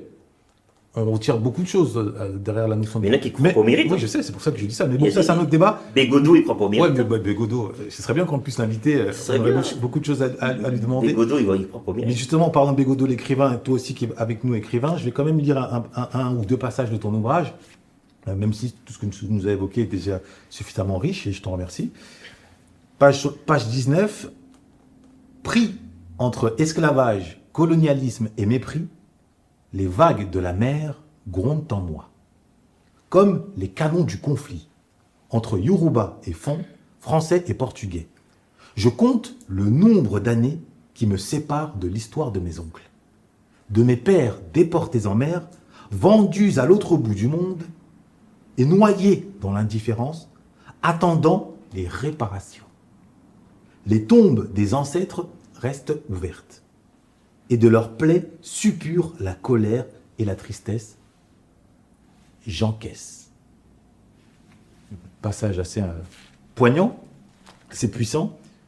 Est-ce que tu peux nous en dire davantage sur ton rapport aux réparations? Est-ce que tu penses que sans réparation... Tu sais, quand j'écris ce livre, Ouais. le contexte, c'est que ma fille vient de naître, j'ai besoin de retrouver mon père. Et j'avais pas ses coordonnées, je demande à ma mère, mon oncle, et je les ai pas. Et je tape son nom, son prénom sur Internet. Là, je tombe sur un frère que je connaissais pas. Qui, enfin, 1h30 après, j'ai la réponse à mes questions. Et qui a finalement, qui a eu une vie qui était assez palpitante, puisque quelque part, Manga, le personnage qui traverse l'Afrique pour venir en France, c'est une partie de son histoire, mais c'est aussi une partie de mon histoire. Et quand je suis retourné, enfin, donc grâce à lui, je retrouve ce père, je récupère une famille que j'avais pas. Je deviens non plus fils unique de mère célibataire, mais troisième enfant d'une fratrie de 6. Et quelque part, c'est un matin, je me réveille avec 4 heures du mat, avec cette phrase que j'entends, comme si j'avais des ancêtres qui étaient autour de la table qui disaient « Bon, est-ce que tu as fini de t'amuser? Quand est-ce que tu vas travailler pour nous ?» Et donc, j'ai eu l'envie de faire cette pièce, au départ. C'est une pièce. Puis, c'est devenu ce roman. Et après, donc, c'est tout ça qui m'a ramené à Cotonou puis à Ouidah. Et donc, là-bas, en y allant, et avant, en fait, beaucoup de choses venaient à moi, notamment sur d'où tu viens, qui tu es. Parce que, vivant en Europe, j'ai cru que j'étais un produit, que je croyais que j'étais un noir américain, moi, pendant longtemps. Comme Une beaucoup connerie. d'entre nous. Voilà. Et donc, il y a un moment, je me suis retrouvé là-bas en disant, ouais, mais l'esclavage... Il était entier. Voilà.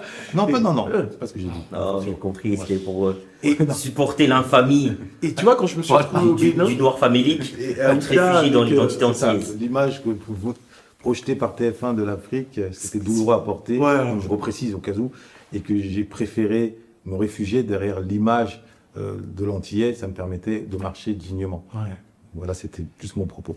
Et donc, quand je me suis retrouvé au Bénin, et puis j'avais pour le coup des cousins qui faisaient les visites, etc. Et donc, quelque part, tu vois, qui m'avaient démystifié les agodjés, les minots, donc qui me parlaient justement de la déportation africaine, Et de la culture vaudou. de la culture vaudou, tout ça.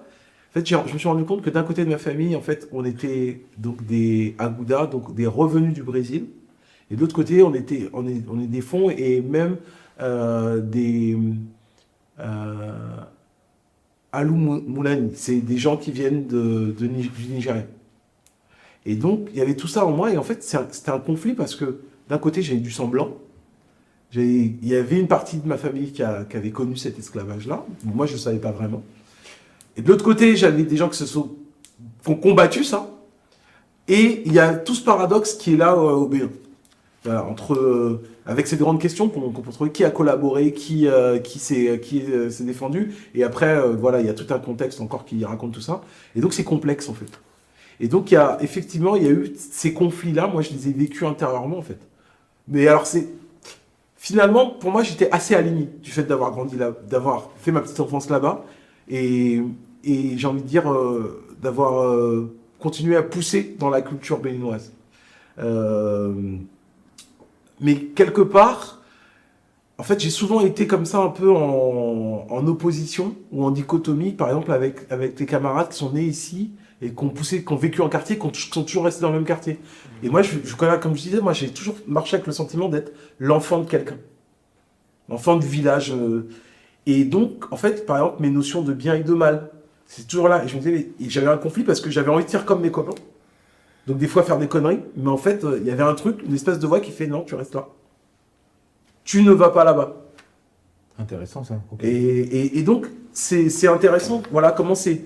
En nous, il y a tout ça qui cohabite. C'est pour ça que cette épigénétique m'intéresse, parce que, en sachant un peu plus sur tes ascendants, sur tes ancêtres, eh ben, il y a quelque chose qui te reconnecte aussi à ta réalité quotidienne. Et donc toi tu milites pour les réparations? Oui, je pense que c'est important. Parce que je trouve que on peut pas hiérarchiser les souffrances et qu'il y a un moment, faut aussi réparer. Il y a des choses. En fait, pour qu'on puisse vivre en harmonie, il y a un moment, faut reconnaître la souffrance. Qui doit réparer qui? Pour moi, l'Occident et vraiment toute l'Europe, il y a une repentance. L'Europe, les États-Unis, enfin tout doit faire amende honorable par rapport au sud global. Une repentance. Est-ce que c'est pas nous qui devons nous réparer? Alors, moi, je trouve que tout part de nous, toujours. C'est-à-dire qu'en fait, t'as pas besoin que les autres te valident ou te donnent. Ah, ça fait plaisir. C'est à toi de construire. Ça fait plaisir. Alors, non, pour moi, il est hors de question de quémander quoi que ce soit. Mais quand tu demandes une réparation, nécessairement. Non, c'est la reconnaissance. C'est-à-dire, ouais, alors c'est intéressant. Parce que pour moi, C'est des réparations. Hein. Non, parce alors, que ouais, si tu dis réparation, ouais, tu dis reconnaissance. ouais. Qui dit reconnaissance, dit forcément négociation. Tu peux pas obtenir. Regarde la Palestine. Ah ouais. Ils essaient de- Ah, c'est comme ça que tu vois les choses. Ouais, mais c'est pour ça que je te dis que. Ah ouais, alors parce que Moi, j'ai eu cette discussion quand j'étais en Je crois que j'ai un idéalisme en fait. Moi, j'ai eu cette discussion quand j'étais en Martinique. Ouais. En 2016, je suis en Martinique pendant plus de 6 mois. Je vis sur place. Et je rencontre les frères et sœurs à qui je passe le bonjour, qui militent pour la réparation des crimes de l'esclavage. Et j'assiste à plusieurs réunions et je discute avec eux. Je dis, les frères et sœurs, moi je pense qu'aujourd'hui, on doit se concentrer uniquement sur nous et devenir une puissance financière, culturelle, identitaire forte, voire même prendre notre indépendance, que de dépenser notre temps, notre énergie à demander réparation à la France, dans la mesure où il y a un conflit d'intérêts. Parce que qu'est-ce qui se passe? Tu saisis les tribunaux français. Mais tu ne veux pas demander à des tribunaux français de juger les actes antécédents de la France. Alors Parce que le procureur de la République, Ouais. lui, il défend les intérêts de la République. Alors c'est quand même intéressant. C'est hyper intéressant. En fait, ce tu que peux dis, parce que- tu peux pas demander à un homme qui t'a violé de te réparer Oui. et de lui demander en même temps de s'excuser. Parce que par définition, si t'as violé, c'est qu'il n'avait pas envie de te faire du bien. Alors Et c'est une force antérieure, c'est quelque une force chose qui extérieure m'intéresse dans le qui domaine, va le contraindre. dans le Cette domaine force. du droit. Parce que, de toute façon, c'est ta spécialité, mais alors, je sais plus le nom de cet avocat qui défendait pour le coup ce qu'on appelait les harkis. Pour préciser sa métaphore, parce qu'elle est importante et Ouais. pour que tout le monde la saisisse bien, c'est l'homme, l'exemple que tu as pris, c'est le violeur qui est sommé de réparer ou c'est le descendant du violeur? Pour moi, il y a quelqu'un entre les deux, ça s'appelle la justice et c'est le tiers réparation. C'est la métaphore. Non mais bon, La métaphore est importante. Ouais, non mais excuse-moi, pardon. Excuse-moi, je t'ai coupé. C'est-à-dire Pardon. que c'est pas les tenants du pouvoir actuel qui ont esclavagisé, c'est les tenants d'un pouvoir Ouais. qui remonte antérieur. Ouais. C'est pour ça que la métaphore, elle est. Mais si tu veux, prendre avec des pincettes. si tu veux, je pense que on peut pas demander au fils de payer pour les conneries que les pères ont fait. Tu vois. Là aujourd'hui, on va demander aux petits enfants, donc aux blancs d'aujourd'hui, avec leurs impôts, de réparer les petits enfants que nous sommes par rapport aux crimes que leurs parents ont fait sur nos aïeux. Moi, j'attends pas ça. Par contre, par exemple, il y a un truc qui m'intéresse. Non, mais je suis d'accord avec toi. Mais ce que je voulais juste dire, par exemple, pour moi, restituer les œuvres, Ça, c'est c'est autre important. Ça, c'est autre chose. Ça, c'est autre chose. Et tu vois, voilà, tout ce qui a été, à mon sens, pillé. Mais pour moi, ça fait partie du chemin. regarde, je vais t'expliquer une chose. Parce que moi, j'ai défendu des hommes qui sont allés dans des musées dont moi Zoulou, je transmets mes salutations, c'est-à-dire qu'ils sont allés au Quai Branly, ils sont allés au musée du Louvre, et ils ont déplacé symboliquement une œuvre, ils ont été poursuivis après pour tentative de vol. Et eux, c'était une manière de dire au tribunal, en fait, regardez, ça c'était nos royaumes, ça nous appartenait, ils n'ont rien à faire là ici, comment on fait? Et comme c'était pas non plus un vol acté, puisque tu déplaces un meuble, donc on est sur une tentative, donc c'était pas non plus une sanction pénale de ouf. Et surtout qu'en plus le mec restait là, attendait la police. Donc, c'était une manière d'attirer la justice. La justice disait circuler, rien à voir. Mais pourquoi?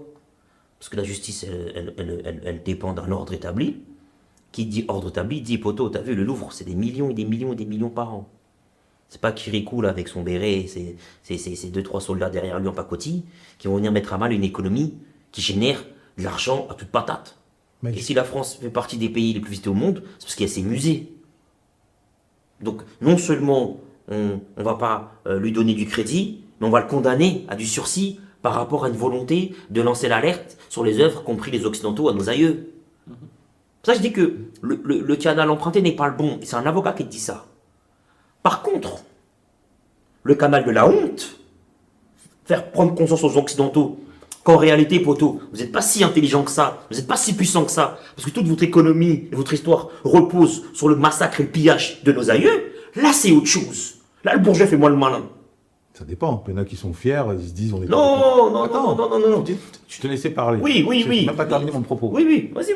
Parce que le récit que tu évoques, où tu dis la honte, ça c'est le récit du fait, mais dans l'imaginaire Non. du Moi c'est pas comme ça que je vois les choses. Donc, il y a deux lectures du monde. Il y a toujours eu deux lectures du monde. Le récit du fort, le récit du faible.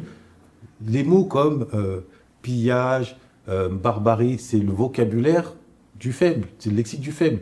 C'est la fameuse phrase de Napoléon quand on lui dit « Ah, vous êtes un barbare », il dit « Non, je suis un conquérant ». C'est-à-dire que le paradigme du conquérant, c'est cela. C'est qu'il, pour lui, ce que toi tu appelles barbarie, pour lui, c'est juste « je suis le plus fort » et que la fin justifie les moyens. Donc s'il faut que juste de cruauté pour atteindre mon objectif de conquête, j'utilise cet objectif de conquête. Et le regard qui vise à accabler le fort, il faut bien comprendre qu'à l'échelle du monde, il n'y a qu'en Europe, il existe. Les Saoudiens, on va leur parler de l'esclavage en essayant de les diaboliser, ils vont triroder. Ils vont dire non, vous êtes juste des nègres, vous étiez faibles. Les Chinois vont leur dire oui, les Ouïghours, regardez ce que vous le faites, ils vont triroder. Ils vont dire mais arrêtez, ça c'est juste c'est nos petits, on va s'organiser, allez vous gérer. C'est-à-dire que le récit, il y a toujours, c'est la phrase, la carte ne fait pas le territoire. C'est-à-dire le rapport au monde est différent. Et le fait, nous, en tout cas certains, de s'enfermer dans ce rapport à la honte, on appelle ça, tu as évoqué la repentance tout à l'heure. Ça peut avoir certaines vertus, mais c'est contre-productif parce que ça crée aujourd'hui une réaction où il y a une émergence. L'élection de Trump, c'est en réaction à cette culture de la repentance. C'est beaucoup de mâles blancs disent on en a marre de la repentance, c'est bon, on n'en veut plus. D'où la phase de Rotaillot. Moi je pense qu'on ne s'est pas compris. Pour moi, le rapport de force, il est d'abord économique. C'est-à-dire que tu es une puissance économique, tu es une puissance communautaire, et tu viens après à la table des négociations, on dirait poteau, t'as vu? Un peu comme la communauté juive. T'as vu? Là, ce qui se passe, ça ne nous correspond pas. Maintenant, on est dans un rapport de force. Comment on fait pour défendre nos intérêts? C'est pas tu veux culpabiliser l'autre et t'as pas les moyens de ton ambition. Exactement. C'est pas ce que j'ai dit. Mais moi, je parlais de la culpabilisation. Moi, je voudrais préciser quelque chose. Mais je te dis, la culpabilisation et la honte sont des éléments importants. Une fois que tu as... Ah, mais le dominant, à quel moment il a honte? Mais pourquoi il aurait honte? Attends. Sur quels critères? Je te dis juste une chose très simple.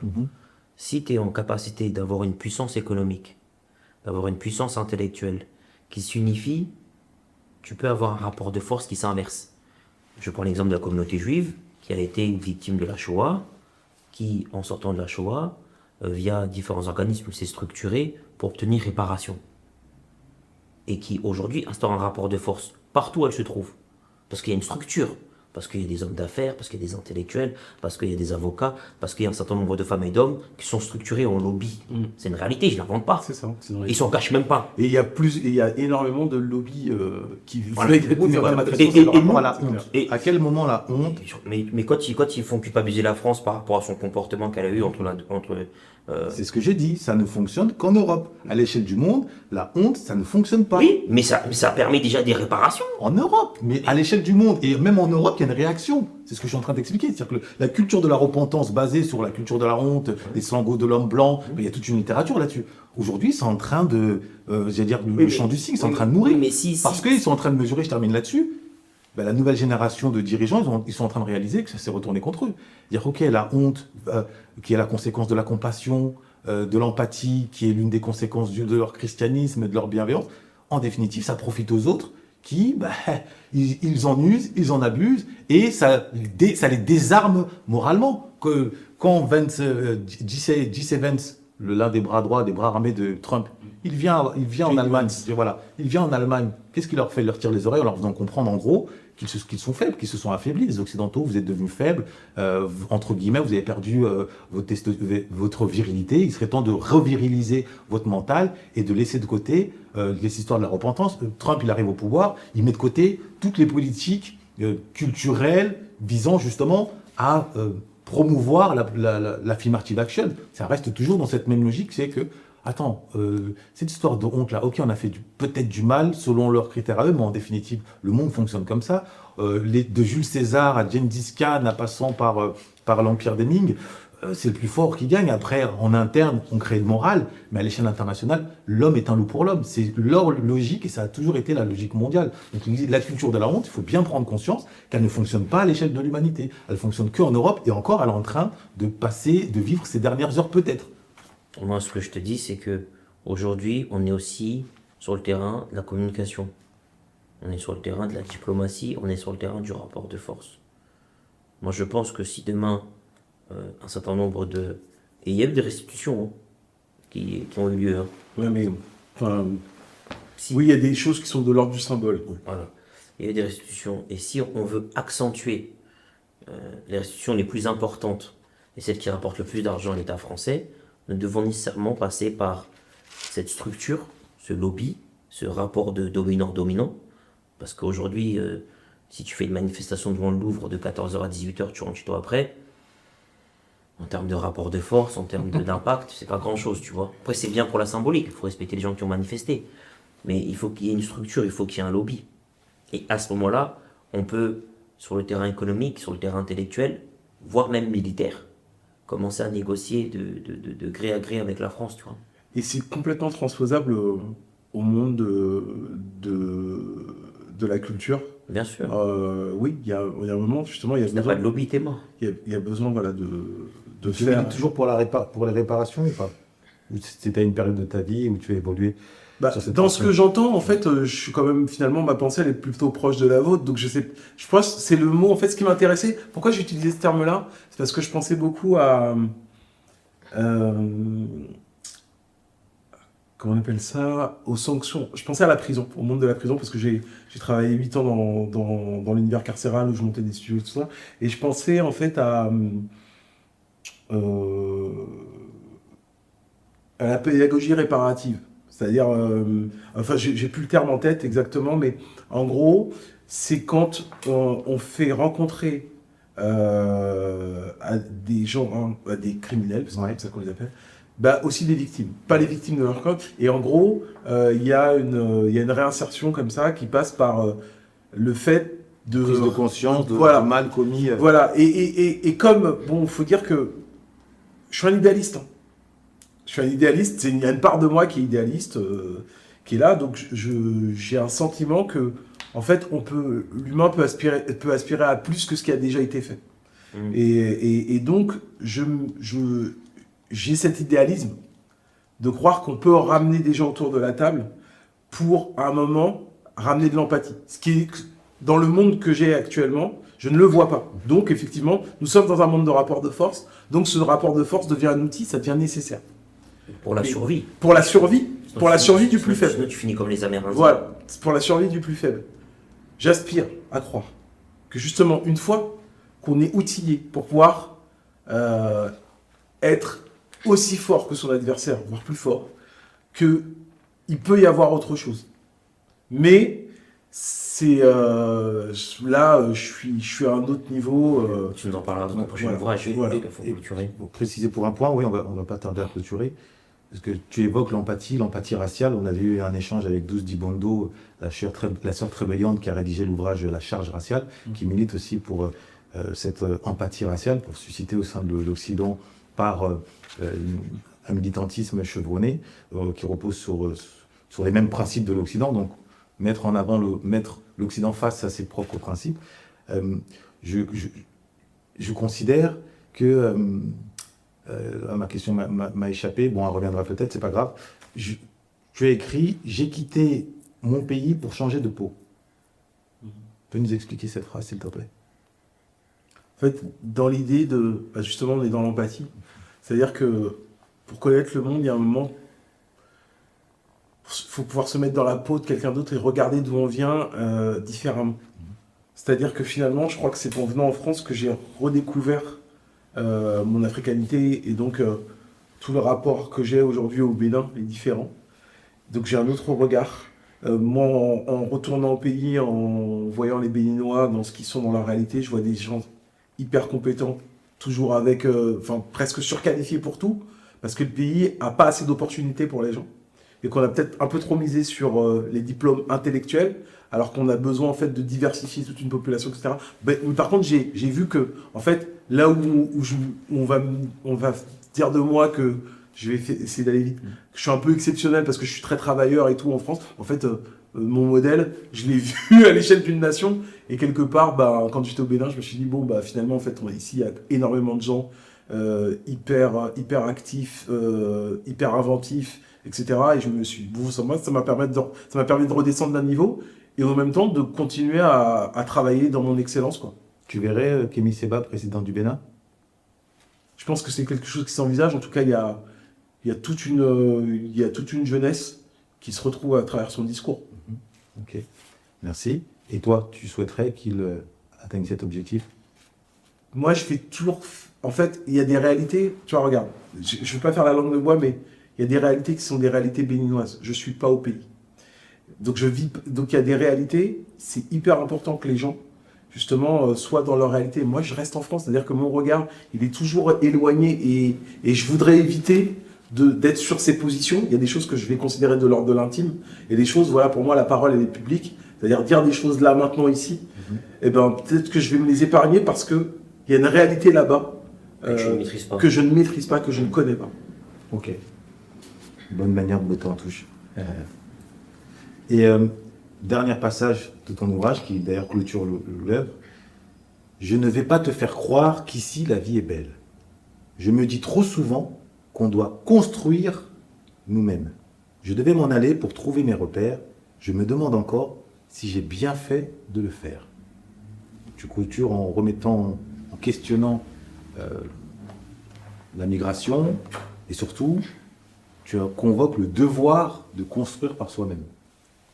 Aujourd'hui, manifestement, tu t'inscris dans cette dynamique-là d'autodétermination, de sens du devoir, en particulier sur le continent.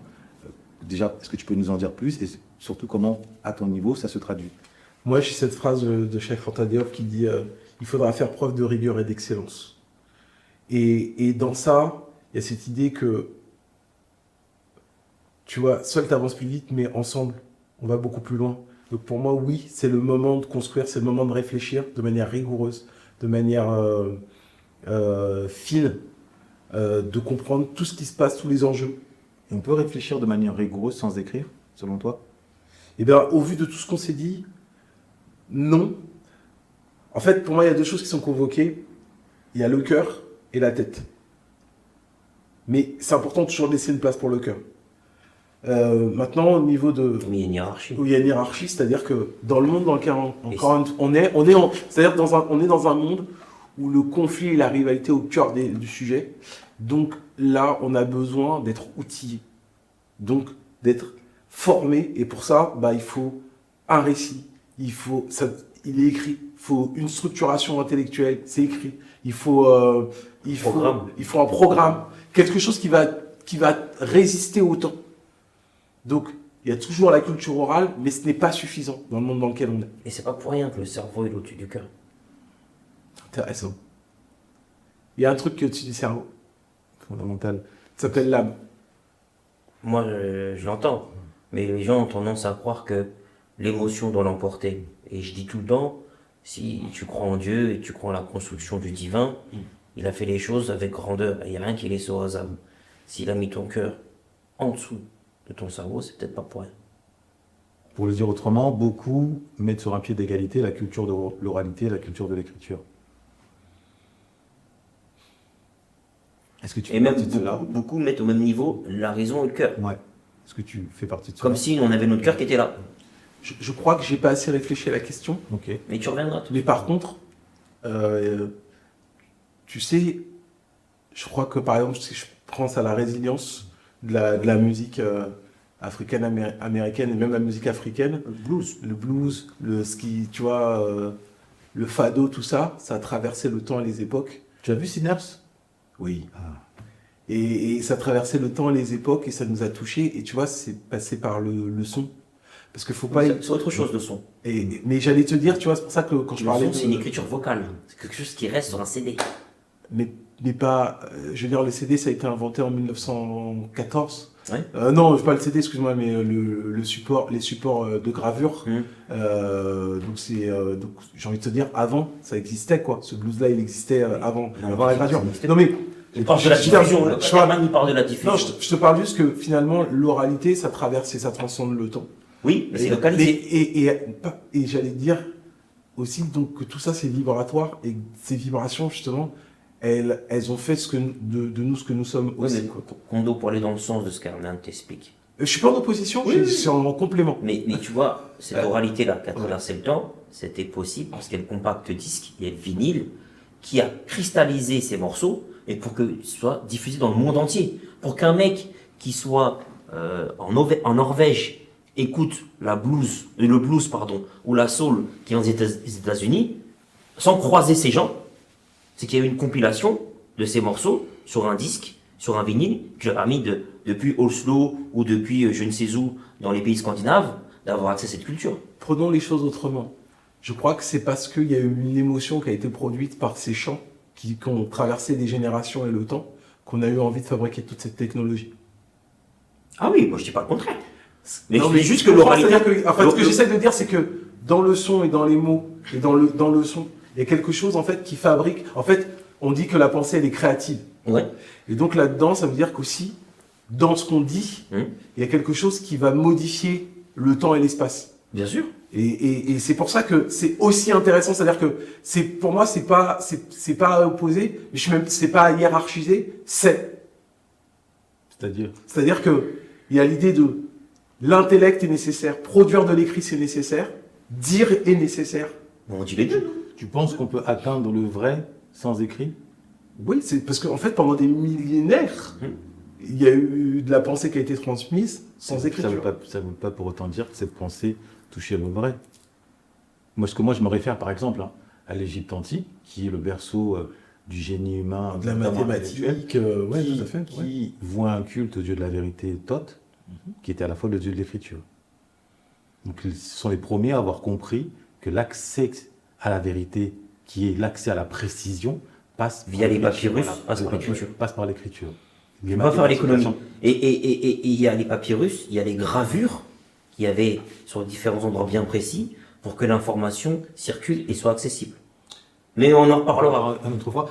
Si tu Ça devais... cohabite quand même. On n'a pas dit qu'on exclut On a dit qu'il y avait une hiérarchie. La transmission orale, les professeurs, forcément, ils doivent transmettre oralement avant de corriger les copies des élèves. C'est indispensable, nous sommes d'accord. Est-ce que tu pourrais, en une ou deux phrases, ou peut-être en une rime, je ne sais pas, pour inciter un jeune à se pencher vers ton ouvrage, d'une part, et d'autre part, à s'inscrire dans une dynamique Back to Africa?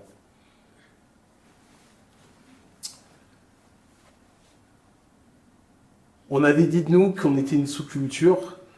Les années ont montré que un chanteur de rap, c'est aussi un auteur. Et une chanteuse de rap, c'est aussi une autrice. Et ça, c'est à nous de le magnifier en permanence et toujours viser le haut. Je crois que, donc, quoi qu'on fasse, juste, on vise le haut et plus haut que la Tour Eiffel. Pour moi, c'était une première étape. En tout cas, c'était la manifestation de l'excellence qu'on m'a inculquée. Donc je peux que vous inciter à toujours travailler pour chercher le meilleur de vous-même dans ce que vous faites. Et si ça peut être une entrée en matière, bienvenue. Comme on a l'honneur d'avoir un auteur, et non des moindres, une légende même du rap parmi nous, on va lui laisser le mot de la fin. Bien sûr. Une fois n'est pas coutume. Donc merci d'être venu. Ça a été très enrichissant.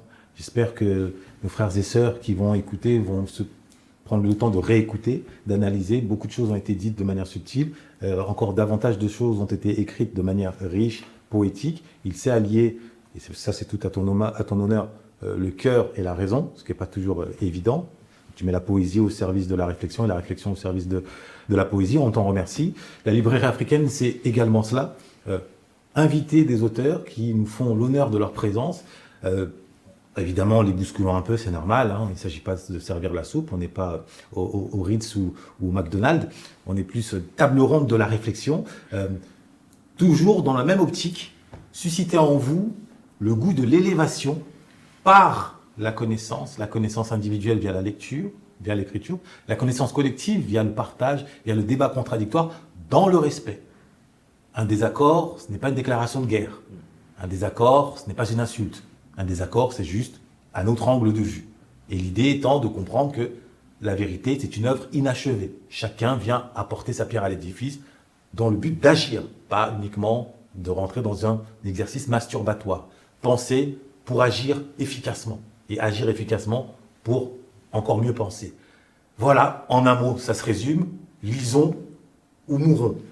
Remercions bien évidemment notre partenaire, la maison d'édition et autres librairies Présence africaine, pour son compagnonnage à nos côtés. Vous savez qu'elle sait vous accueillir à bras ouverts, moyennant un code promo librairie africaine. Vous bénéficiez d'une réduction, mais au-delà de ça, vous bénéficiez surtout de l'accès à des pépites intellectuelles qui ont constitué notre panthéon identitaire et grâce auxquelles vous pourrez renforcer votre estime personnelle, votre amour de vous-même, ainsi que forger votre ambition en vous inspirant de tel ou tel parcours brillant qui nous illumine de façon éternelle. Vos commentaires sont les bienvenus, surtout s'ils sont constructifs. Vos likes, vos partages, dois-je le préciser. Je vous dis à très bientôt.